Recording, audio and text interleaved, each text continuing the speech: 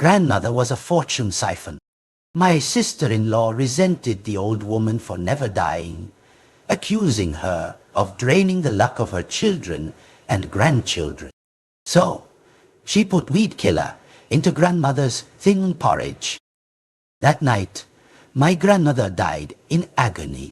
The whole family, following the instructions of a Taoist priest, whom they considered an enlightened master, stitched up her 5 sensory organs. They believed doing so would make her soul endure all the punishments of the 18 layers of hell. The more she suffered, the more prosperous the family's fortune would become. Before Tet, grandmother suddenly changed. She, who had lived frugally her entire life, took me to the market for the first time. She not only sewed 3 new outfits for me, but also gritted her teeth and bought herself a cheap floral cotton jacket. Little star, this year your parents said they'll come home for Tet with us. Your brother and sister-in-law are coming too. Are you happy?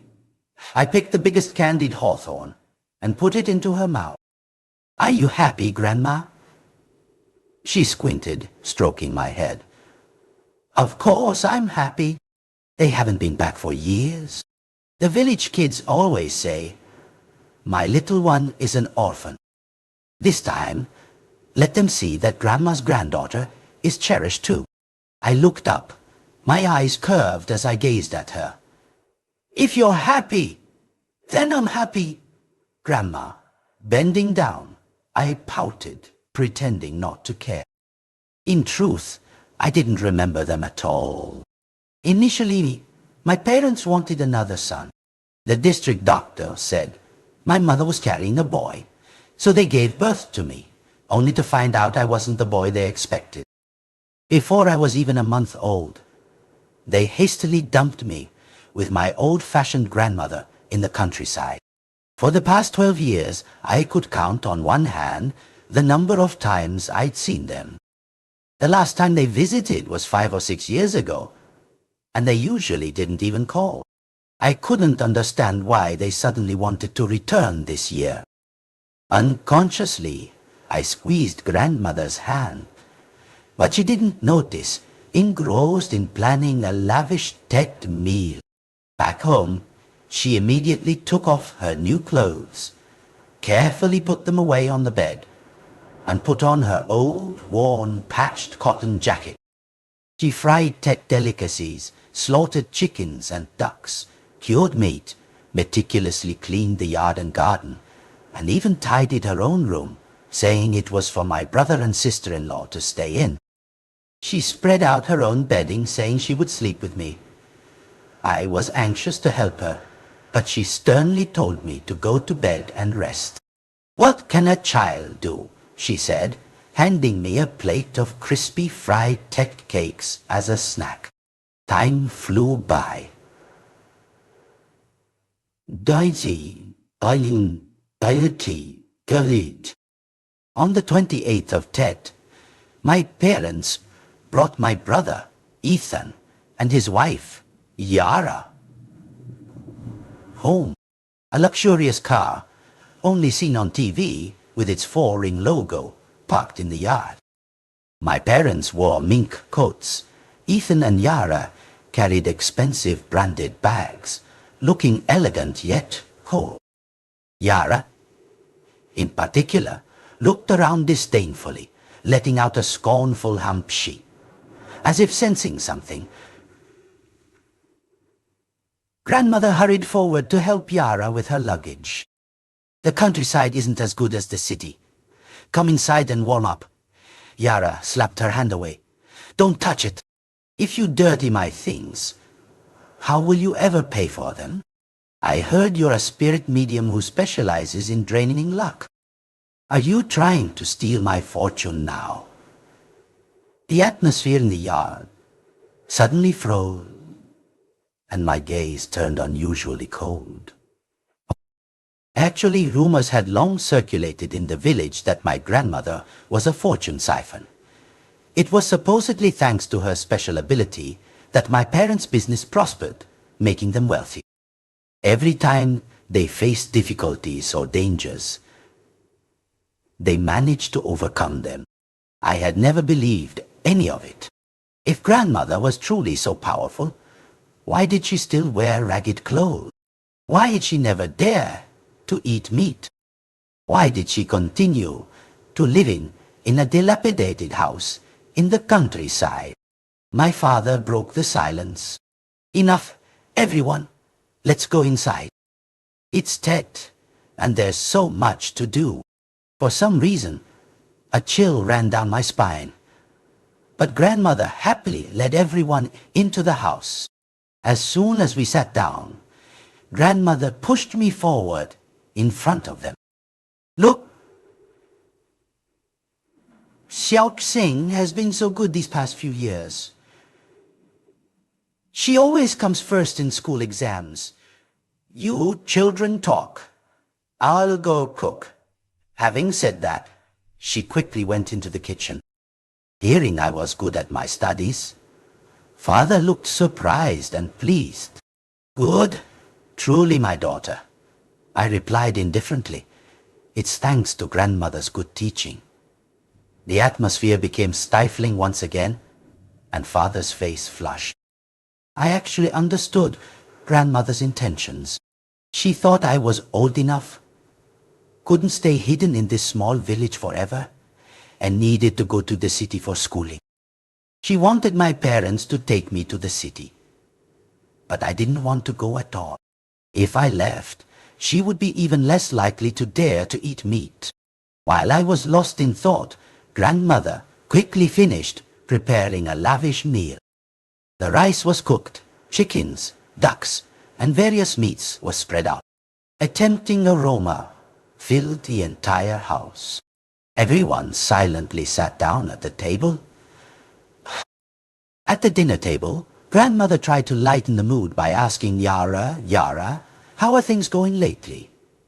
Is work going well? I thought it was just small talk.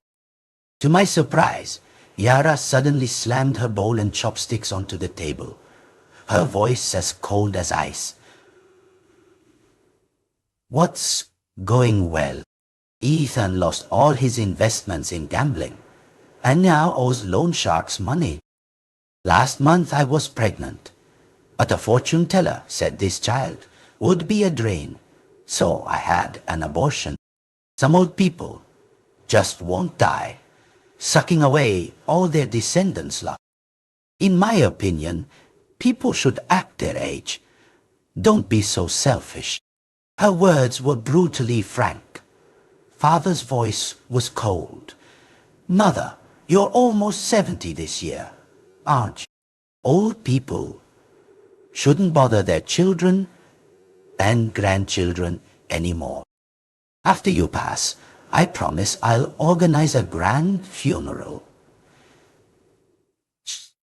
Is that enough? Grandmother flinched, her hands nervously rubbing together as she tried to explain. It's not what you think, I didn't. Ethan cut her off with an indifferent tone. Don't hide it anymore, Grandma. I heard Father tell the story. Back then, when he lost all his investments, you locked yourself in your room for 3 days and 3 nights, emerging with completely white hair. After that, Father's business suddenly took off. Wasn't that you sucking away his luck? Now that I'm in trouble, don't you have any pity for me at all? If it weren't for you living so long and draining our prosperity, I would have been successful ages ago.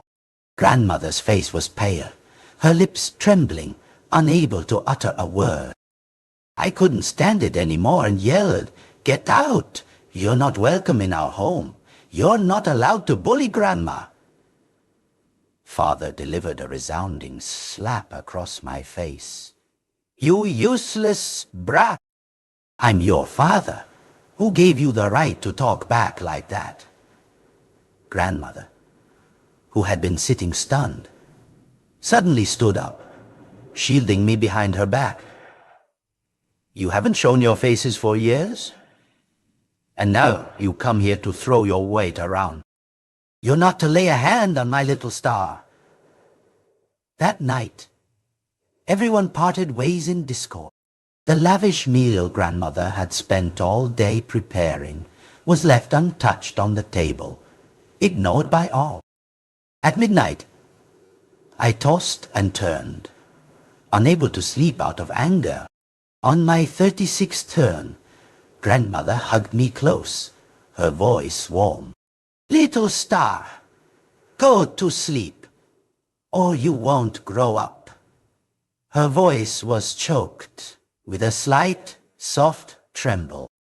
My heart ached, and I held her tightly, sobbing. "Grandma, don't listen to their nonsense. You and I will stay together, and I'll earn lots of money to support you later." She gently smiled and patted me. "Don't worry, I'm not thinking about that.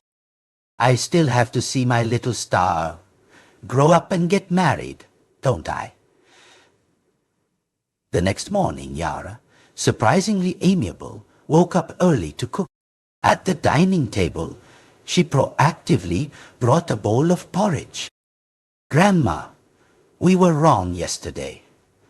Please forgive us." Grandmother, unsuspecting, brought the bowl to her mouth, then suddenly grimaced. "Why does this porridge have such a foul smell? What did you put in it?" Before she could finish her words, Ethan rushed from behind, violently grabbing her neck and forcing her mouth open. Yara, holding the bowl of porridge, savagely poured it down her throat.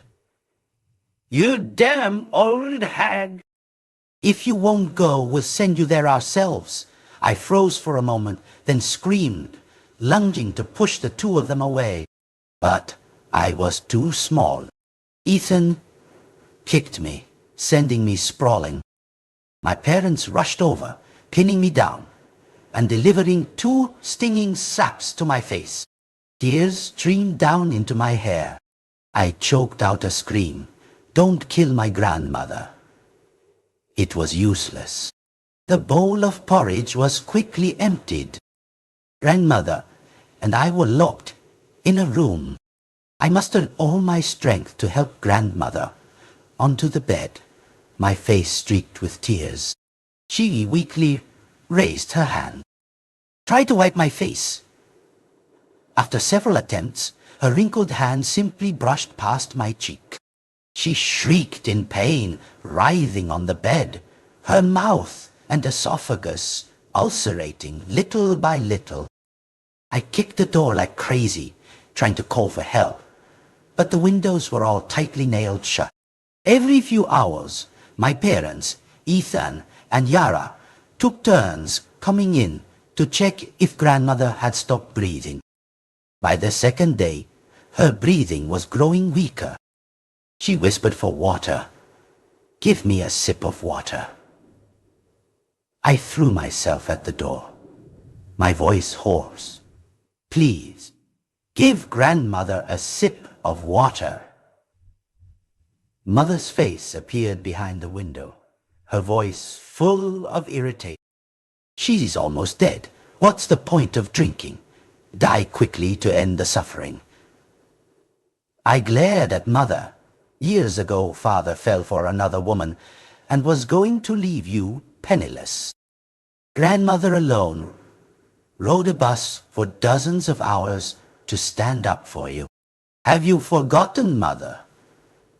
Mother's face flashed with panic, and she gritted her teeth. Why bring up old stories?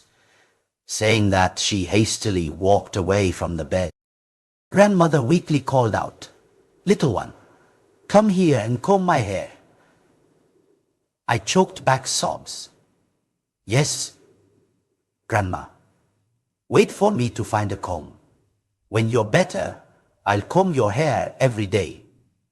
She struggled to wave her hand. "No need. Use my comb."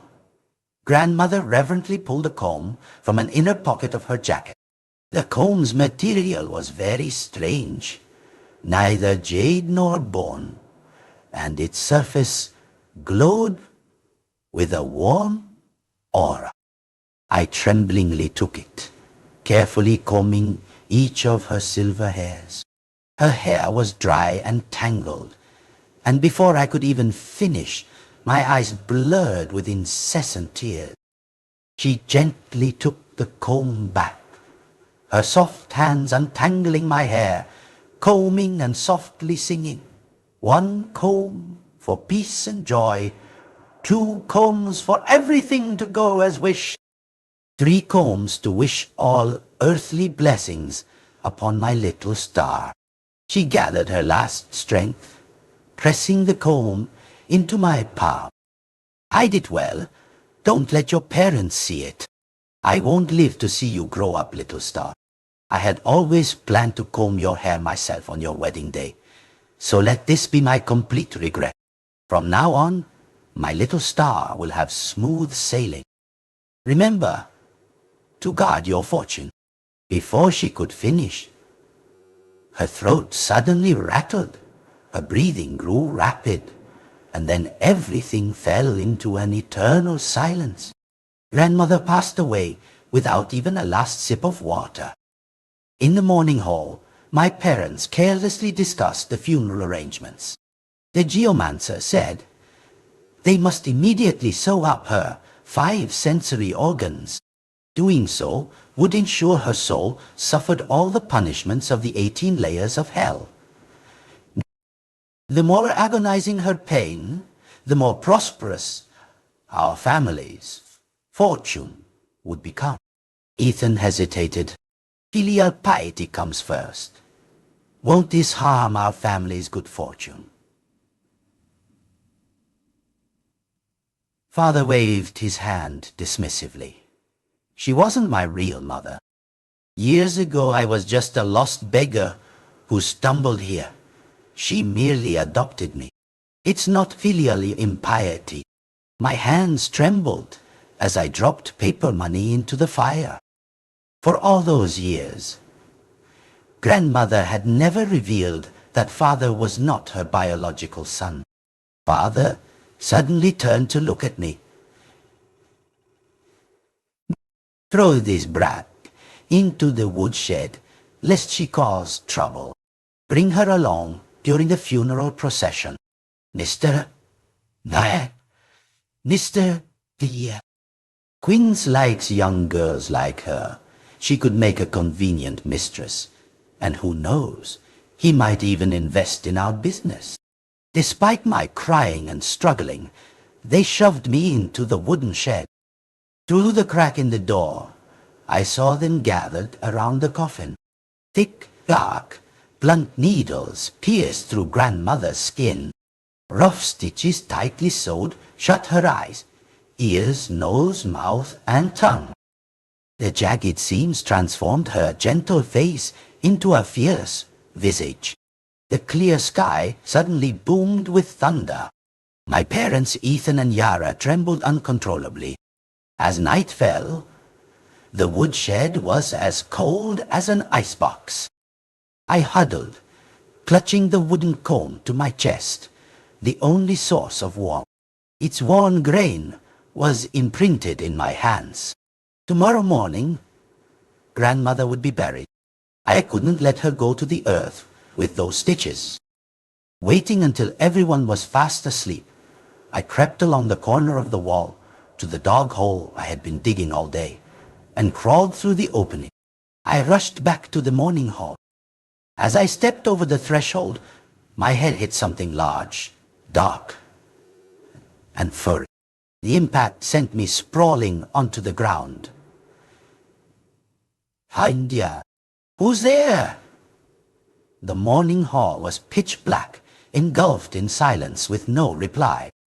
From outside, Father's voice, full of alert, echoed, who just screamed. Go check the morning hall quickly.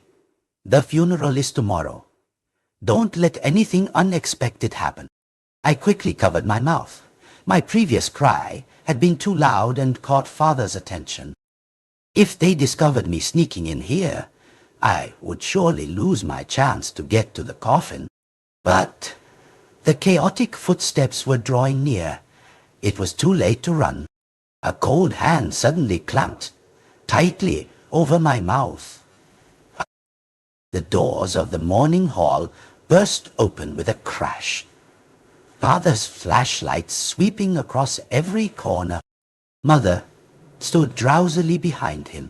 I stared wide-eyed at them, but strangely. Even though the light passed over me several times, they didn't react at all. Mother frowned. "What? There's no one here. Are you always shouting for nothing?" A terrifying slap echoed, Mother's face swelling like a bruised tomato. Father glared. "Who gave you the right to talk back to me? I am the master of this house. I could kick you out with just a flick of my finger." Mother froze for a moment, then suddenly screamed like a madwoman. "I knew it! You're still hung up on that hussy. How dare you hit me? What did you promise my mother back then?"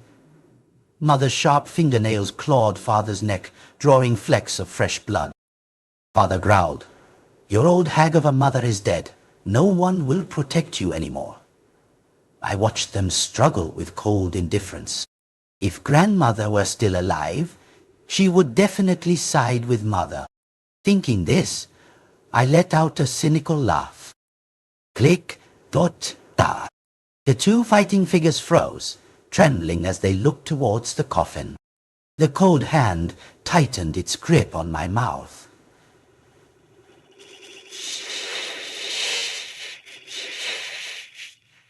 Aileen, by the light of the flashlight, I looked up at the person holding me.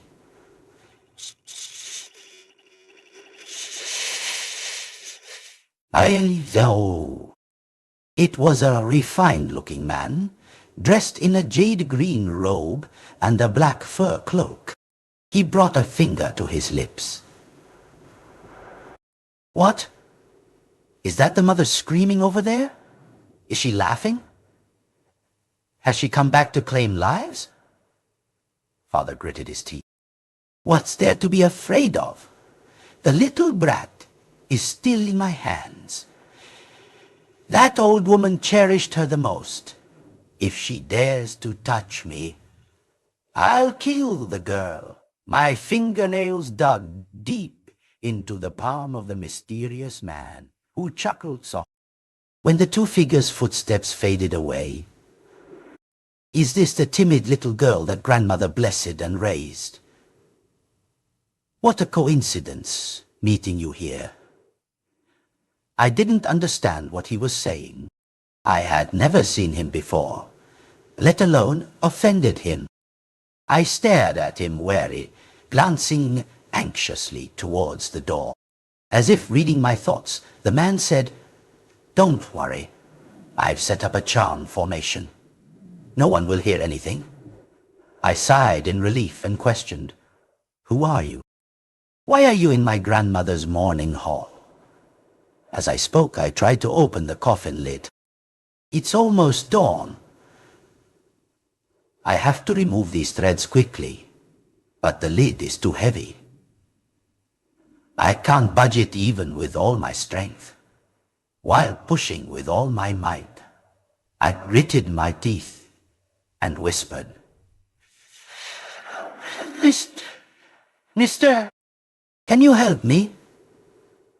The man raised an eyebrow. "All right, consider it repaying grandmother's favor to me last time. After this, we'll be even." Saying that, he gently opened the coffin lid. I quickly thanked him, focusing intently on grandmother. The threads still tightly stitched her face. My heart ached as I took the scissors, cutting each stitch, blowing softly as I worked, my eyes red and choked with emotion. "Grandma, does it hurt? I'll blow on it for you, and the pain will be gone right away." The man was silent for a long time, then suddenly spoke. "Grandmother said you were timid, but it seems you're quite courageous. I didn't answer. I was timid because I had someone to protect me. Grandmother was once my sturdy armor, but now the armor has rusted, and a soft spot can turn into a blade. When the threads were finally removed, Grandmother's face was still gentle, but I knew no one would ever softly call me Little Star again. Just then, a mournful howl echoed from the distant mountains like a signal. Countless animal roars answered, the sounds joining together without end. I looked out in confusion. The man explained, that is the 100 Beasts' mourning for the benevolent grandmother who once granted favor to so many living beings here. Haven't you ever wondered why this remote village is always peaceful, free from disaster, all 4 seasons? I stared at him wide-eyed. The man sighed, his voice deep with sorrow. It turns out grandmother wasn't a fortune-siphon, as they rumored. She was a rare benevolent grandmother, found only once in 1,000 years. A benevolent grandmother appears only after accumulating 10 generations of good deeds, 10 consecutive lives, without doing evil. Where does a benevolent grandmother reside? She brings small but lasting blessings, keeping those around her well-fed, peaceful, and free from illness. Where a benevolent grandmother dwells, spiritual energy gathers, making it easy for wild beasts to cultivate into spirits. Years ago, she exchanged her black hair for your father's luck. The price was damage to her root of benevolence. I now understand. It was then that her health began to decline. She would be out of breath after just a few steps. As the story ended, dawn also broke. The man looked intently at me. The comb grandmother left behind is a fortune comb. Before she passed, she gave all her accumulated good deeds to you. If only... But that was her choice. Remember to keep that item safe. Saying this, he waved his hand and was instantly outside in the yard. I ran after him, whispering, "Thank you for your help, mister. Have I ever met you before? I apologize for not remembering." The man squinted and smiled. "Cypress, my name is Cypress. Now we are even." After speaking, he vanished. Strange, divine events were unfolding before my eyes for the first time, but I didn't feel afraid. The truly terrifying things were still sound asleep inside that house. As day broke, I had no intention of sitting around waiting to die. A life for a life. I had to call the police. There was no phone. The landline had been cut. I decided to run to the village convenience store. Just as I unlatched the gate, a joyous shout rang out. "Mom, Dad, your son has an heir. Yara is pregnant." Rushed footsteps sounded. Father burst out the door just as he saw me standing at the gate. His face flushed scarlet, and he quickly stepped forward, grabbing my collar and pulling hard. "Where are you trying to run off to, you brat?" In that instant, I, who had never lied before, blurted out, "I'm going to feed the pigs. They're making a ruckus because they're hungry." The suspicious look on Father's face softened slightly, but his grip remained tight. "Your mother will deal with you later. Just stand still in the yard."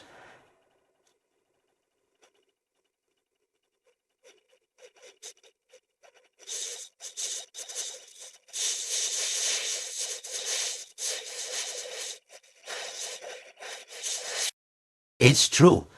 The old witch who sucked away our family's luck is dead. Yara is pregnant. Her belly is pointy. It's definitely a boy. Father's face beamed, and he nodded repeatedly. Excellent! A double blessing today. Once that old hag is buried, our family's fortune will truly flourish. Suddenly, Yara's voice replaced his. Hungry, so hungry. Her voice was shrill and unusually strange. I crept to the door, peeking in to see Yara sitting on the bed, gently rubbing her belly, muttering a strange tune. At first glance, there was nothing unusual, but as I turned to leave, she abruptly looked up, baring her teeth, smiling a crooked smile, the corners of her mouth twitching as if pulled by strings. Her deep black eyes emitted an eerie, cold light that sent shivers down my spine. Strangely, only I noticed the anomaly. The whole family was busy preparing delicious food for her. Even the meal grandmother had cooked before her death. Yara devoured plate after plate, her belly swelling like a drum. When she sat down, the pointed top of her belly touched the bed surface. Only then did everyone gasp in horror. Father. It's time. Ethan's words were cut short by Father's harsh interruption. It's all because grandmother hasn't been buried yet. Bury her quickly, and everything will be fine after she's in the ground. In the midst of everyone's chaos, I secretly ran outside. As soon as I escaped the gate, I frantically rushed towards the village convenience store. Uncle Ben, the owner, wasn't up yet, rubbing his sleepy eyes and frowning. Little Star, what are you doing up so early? Doesn't your house have a phone? I handed him the last bit of loose change grandmother had given me reluctantly. Uncle, please call the police. Uncle Ben snatched the receiver, his face changing color. Little Star, what are you trying to do? I dialed the emergency number. Hello, I'm Xiao Xing. Someone murdered my grandmother. A rough hand snatched the receiver. A chill ran down my spine. I thought Father had caught up. Looking up, I realized it was Uncle Ben who had cut off the call. My eyes widened. Uncle Ben, you. His usually kind face suddenly contorted. Sorry, officers, my niece is just too obsessed with TV dramas. She's being naughty. He yelled at me. This is a village matter. How dare you interfere? Dragged roughly back home, Uncle Ben shoved me into Father's hands. This girl was trying to call the police. She doesn't know her place. Father's slap cracked loudly. Do you want to defy me? It was then I understood. It turned out that since yesterday, when I was locked up, Father had spread rumors that grandmother had suffered a backlash and was about to turn into a zombie. The ignorant and frightened villagers, complicit, demanded that grandmother be buried alive. I screamed amidst the crowd. My grandmother was murdered. Slimy spittle splattered onto the coffin. Old demoness. Even in death, you still harm the village. My eyes were bloodshot. I wanted to rush forward and fight, but my hands were tightly bound. I could only watch as they poured quicklime all over grandmother's face. Father poked my chin with his thick-soled shoe. Look closely. This is the end for anyone who dares to resist. With everyone's help, it was time to bury grandmother immediately. But something unexpected happened. The coffin seemed to be glued to the ground. No matter how hard they tried, they couldn't lift it.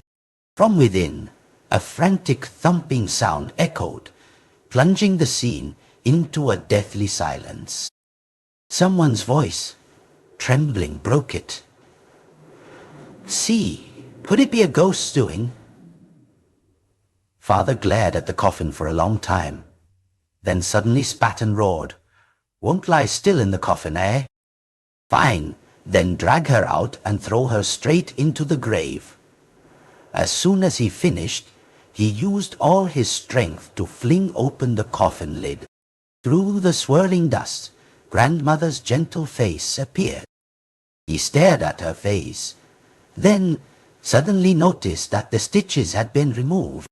He glared at me, his voice gritty. "Just you wait." Then he took out the needle and thread, intending to sew her again.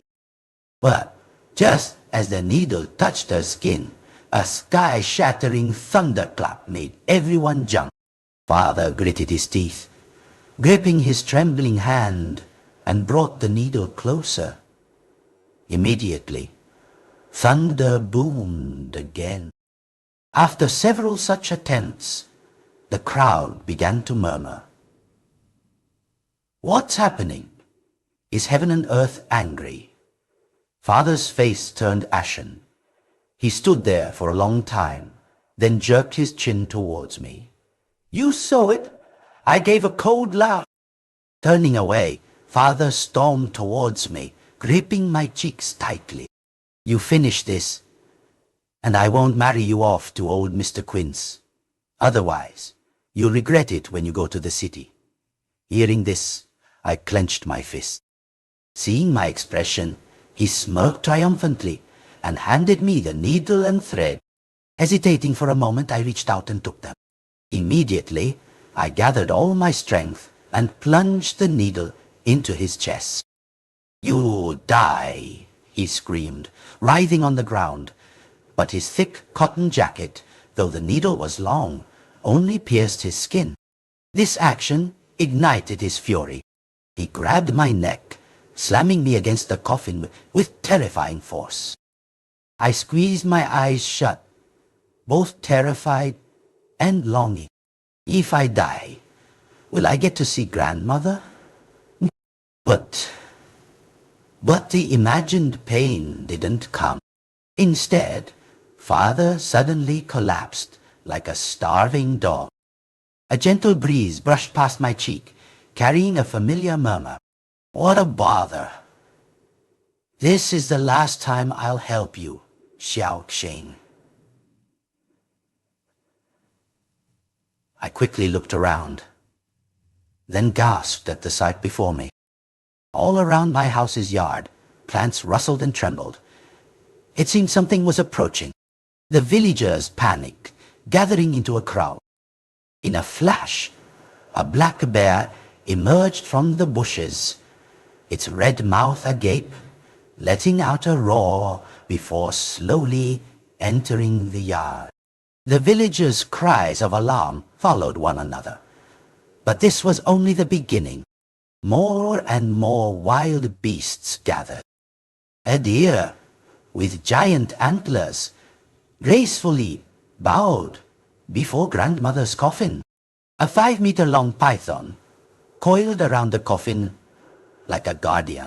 A large pack of wolves, led by a white alpha, whimpered plaintively. I couldn't help but shed tears. Even wild animals showed affection, while savage humans ran rampant. Seeing this sight, the villagers began to whisper doubtfully.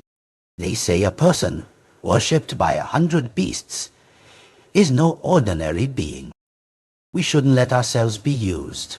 The whispers of doubt grew louder, and Father's face turned grey. He grabbed an axe and chopped at the coffin with a loud thwack. "Get out! All of you get out!" Everyone was terrified by his crazed actions and scattered like a broken ant nest. But the animals continued to linger in the yard. Every time Father tried to approach grandmother, he was blocked. Just as he was cursing, Ethan's piercing scream rang out. A bloodied figure stumbled out. It was Ethan. He clutched his face, his words unclear. "Leono. Yes," said he. Unclear. My wife, she's gone mad. Everyone watched in horror as a large chunk of flesh was missing from one side of his cheek, nerves twitching, revealing his lower jaw and teeth. Mother ran after him, her face ashen. Through his broken narrative, we finally understood what had happened. It turned out that Yara had been constantly crying for food, and all the food in the house was gone. Mother had gone to the market to buy groceries, leaving Ethan at home to watch over his wife. Unexpectedly, while he was in the bathroom, Yara had sneaked into the pigsty. She buried her head in the feeding trough, fighting with the pigs for food. The fierce country pigs bit her nose, pulling hard and severing half of it. But she seemed not to feel any pain. Pushed away, she lunged back into the feed trough. When Ethan found her, he quickly pulled her out. "You're crazy. This feed is mixed with dried weed killer." Yara suddenly sobered, crying silently for help. "Help me!" In a flash, she lost control again, biting and tearing at Ethan's flesh. When they found Yara, she was chewing on Ethan's flesh and cackling. The poison had taken hold. Her throat began to fester. Mother trembled. "What do we do now?" Father was furious. "She won't live much longer. Throw her in the woodshed and wait for her to die." Just then, a voice echoed from outside the gate. "Mr. Lee, what's all this commotion?" Father was overjoyed. "Master Luo, with you here, we no longer fear this old demon." The Taoist master, dressed in a robe, holding a horsetail whisk, and with a pointed rat-like face, walked in. Father recounted the situation. Master Luo waved his hand. "With me here, rest assured." He opened his gourd, emitting a pungent, musky smell. The wild beasts panicked and fled. Father quickly flattered him, hesitatingly mentioning his injured son. Master Luo ignored him. "Those are minor matters. I ask you, did the benevolent grandmother leave anything behind? Like a comb?" My heart tightened. I silently focused all my attention on listening. Father, however, looked bewildered. "A comb? What comb?" Master Luo calmly replied, "It's nothing significant. But now she's not at peace. And it's all because of that comb. Just give it to me to enshrine before the ancestral tablet, and all calamities will naturally vanish." Father was no fool. His eyes shifted, and he frowned. "You're not deceiving me, are you? Or is that comb some kind of treasure?" Saying this, his gaze turned towards me. That old hag, at her dying moments, only had this brat by her side. It must be on her. I stood motionless, allowing them to search my jacket pockets, but they found nothing. Father angrily roared, "You ungrateful brat! Tell me, where is the item?" I looked up, glaring disdainfully. Just as Father was about to strike, Ethan's tragic scream echoed from the yard. Everyone rushed out, horrified to find Yara on top of Ethan, frantically tearing at his corpse. Seeing us approach, she even looked up, baring her teeth and cackling. Mother trembled. "There's a hole, a dog hole in the corner of the woodshed." She dug it wider and crawled out. A thrill ran down my spine. Just then, Ethan's mournful cries abruptly ceased. Father bent down to look. His internal organs had been completely removed by Yara. Her face was covered in blood. the necrotic lesions on her throat spreading across her flesh. She let out a final cackle, then stopped breathing. Immediately after, a yellowish-brown shadow flickered in and out of Yara's corpse. It turned out to be a golden ferret. It leaped onto the courtyard wall, stood upright like a human, bowed 3 times before grandmother's altar, then cackled at us again and vanished into the night. Mother's mournful cries filled the air. I didn't know if she was crying for her son, or for the loss of her only support. I didn't know when the mistress would take her place. Lording over father, without a shred of pity, he turned to Master Luo. Things are getting even more bizarre. We need to deal with the bodies quickly. As for the comb, we can discuss it at our leisure. Master Luo hesitated for a long time, finally nodding. Master Luo's proposed method was the snake bite punishment. Yeah. Juzai. According to him, at this point, discussing family fortune was pointless. Saving lives was paramount. He carefully released a 2-headed snake, 2 to 3 meters long, from his back basket. Its body was as thick as a child's arm, entirely black, covered in slimy fluid, and reeking of decay. The strangest thing was a tumor-like lump on one head, while the other had blood-red pupils, making it look utterly terrifying. Master Luo drew a bizarre, magical formation around the coffin. As he released it, the 2-headed snake immediately slithered down with lightning speed. My parents panicked, backing up 3 steps. Master Luo sneered. Don't be afraid. This species only attacks when it smells blood, and besides, they cannot leave my formation. After speaking, he eagerly licked his lips, muttering to himself, if I can get the benevolent grandmother's power, perhaps it will help it transform into a dragon. By then, I will possess the only 2-headed twin dragons in the world. My long plotting won't have been in vain. Perhaps because he was overly excited, or simply didn't pay attention to me. He didn't know I had heard every single word. My hatred surged. As the snake was about to reach grandmother, I suddenly spoke up. Don't you all want to know where the comb is hidden? I hid it on grandmother's body. The atmosphere froze. Father and Master Luo exchanged glances, their eyes burning with mad desire. Father was still wary of the snake, but Master Luo charged straight towards the coffin. After confirming there were no external wounds on grandmother's body, Father shoved Mother. You! Go and get your mother-in-law's things quickly! Mother stumbled into the formation, crying hysterically as she crawled step by step towards the coffin under Father's curses. Just as Master Luo reached the coffin, Mother also arrived. Both searched grandmother's pockets, then suddenly froze when they touched the right pocket.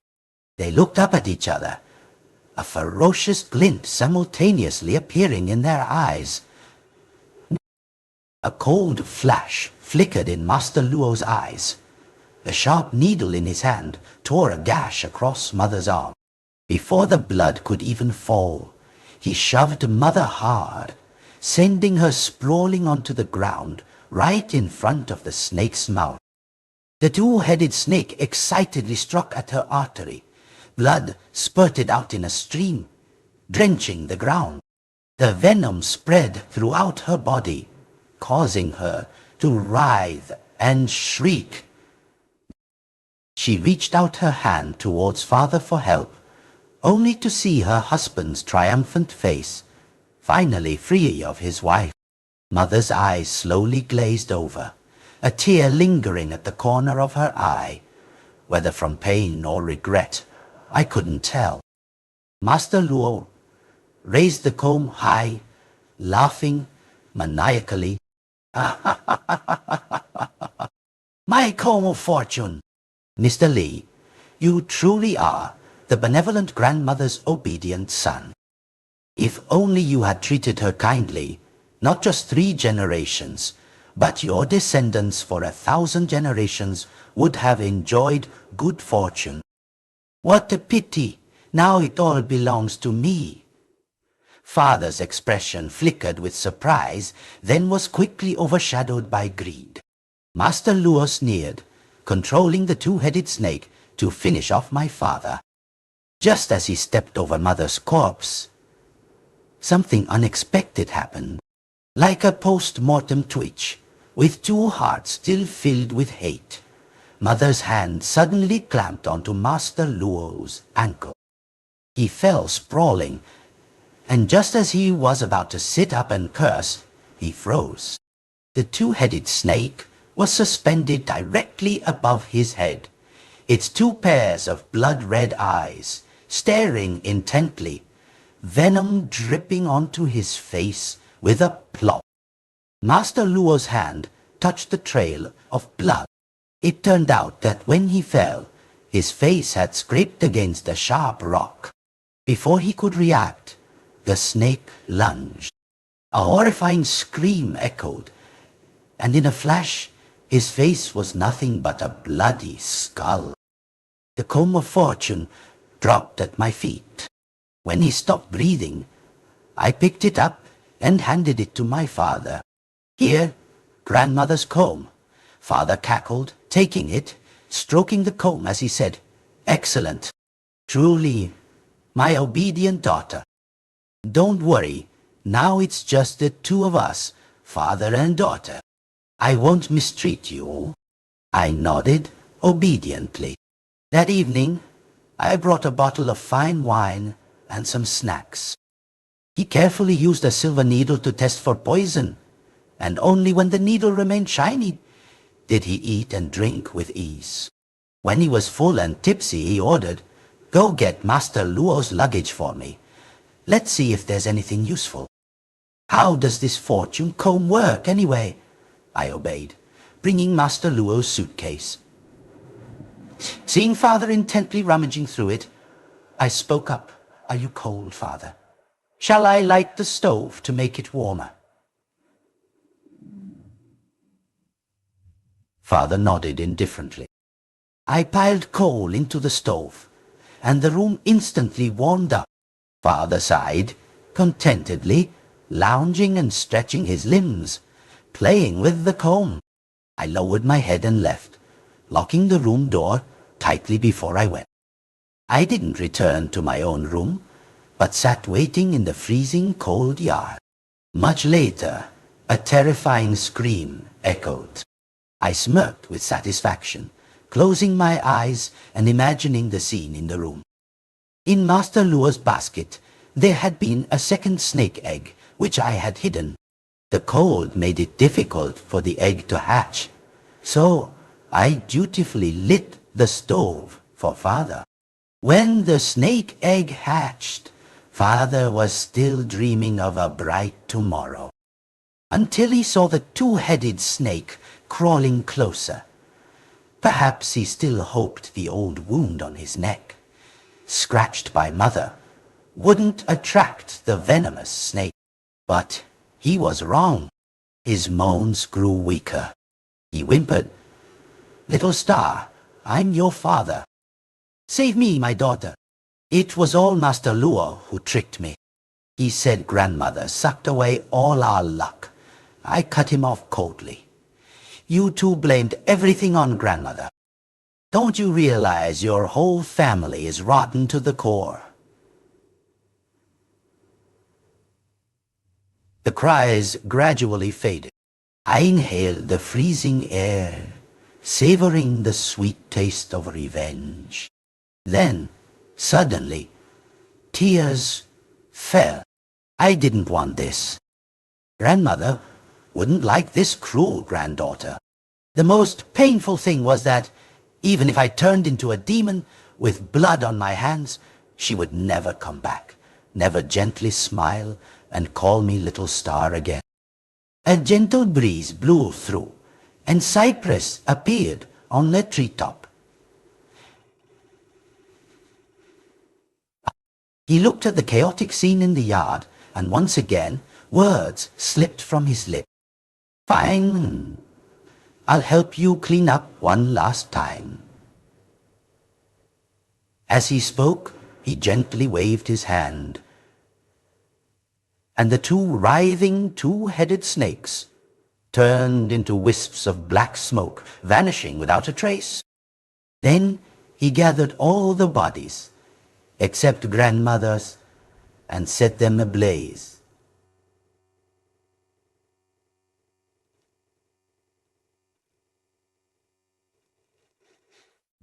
Finally, he approached grandmother's coffin with a melancholic expression, bowing his head in silence.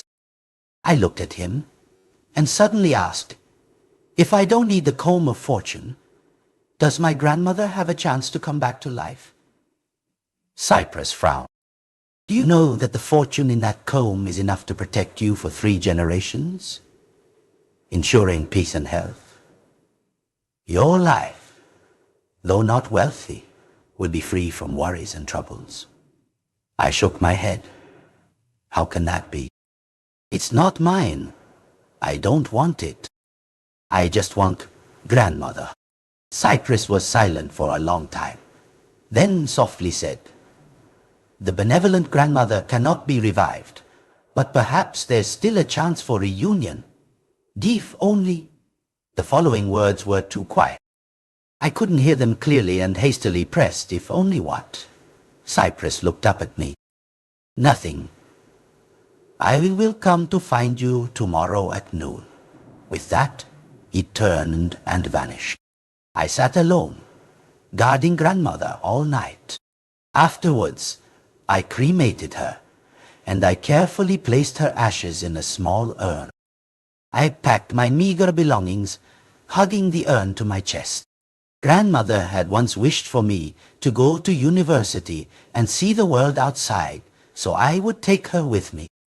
The next afternoon, I sat with my knees hugged on the rooftop, gazing at this cold village one last time. I suddenly realized that the beautiful sunshine had been absent for many days. This village, which was once bathed in sunlight all 4 seasons, was rarely so gloomy. Cypress's voice echoed from behind me. "This village was once protected by the benevolent grandmother. Now it has begun to decline.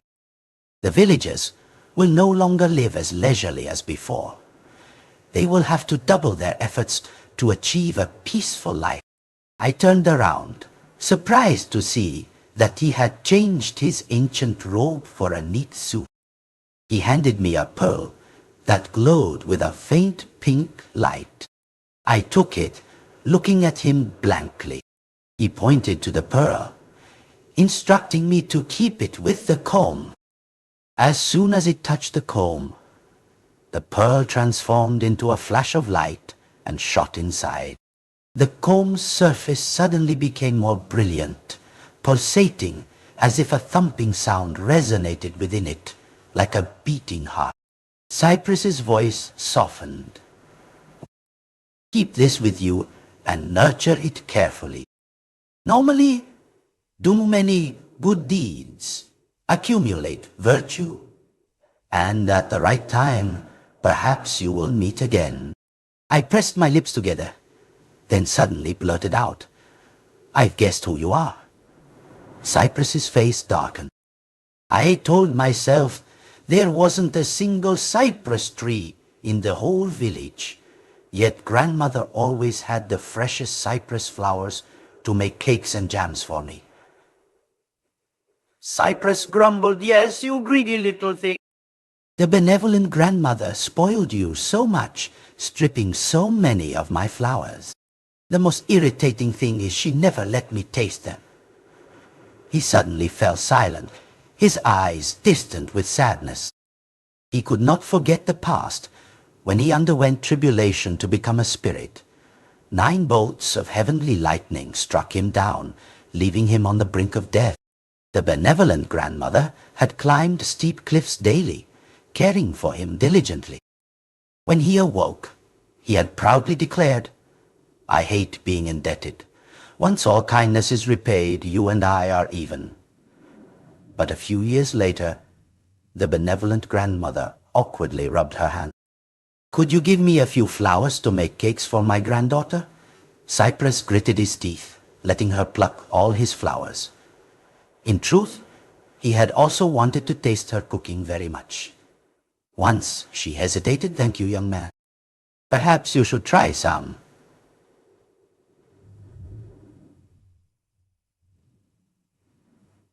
Just as he eagerly nodded, she shook her head vigorously. "No. Letting you eat your own flowers would be too cruel." Cypress grumbled, thinking next time he would definitely make her share. But there was never a next time. Cypress and I left the village. He said I would need a household registration and a guardian for school. He would also be my guardian until I turned 18. We walked along the winding mountain path. Yet Cypress kept muttering, "This truly is the last time I repay my debt. After this, even if I die, I won't bother with you anymore." I suddenly spoke up. "Cypress, thank you." Cypress waved his hand dismissively. "It's nothing. Just attending a few parent-teacher meetings for you." I shook my head, speaking seriously. "It's not that. I want to thank you for your pearl. You really didn't have to do that." Cypress suddenly fell silent. A divine object exchanged for a human life. How could it be easily obtained? Perhaps that was Cypress's 1,000 years of cultivation. I couldn't help but ask, "Will you die?" Cypress was silent for a long time. Just like the first time we met, his answer not quite on topic. "This mortal world is uninteresting. A quick glance is enough." I gripped the comb tightly, looking back at the distant village. Last night's memories suddenly flooded back. In Master Luo's luggage, I had found an ancient book detailing dark arts. According to the book, I trapped the souls of my parents, brother, and sister-in-law within a demonic formation, making them bait to feed evil spirits. They would be gnawed upon by demons for all eternity, never finding release. If grandmother was still alive, would she be disappointed in me? She often said that the world was not lacking in justice, righteousness, and kindness, but I didn't believe that to be true. In places where the sun's light doesn't reach, what's wrong with cleansing evil with blood?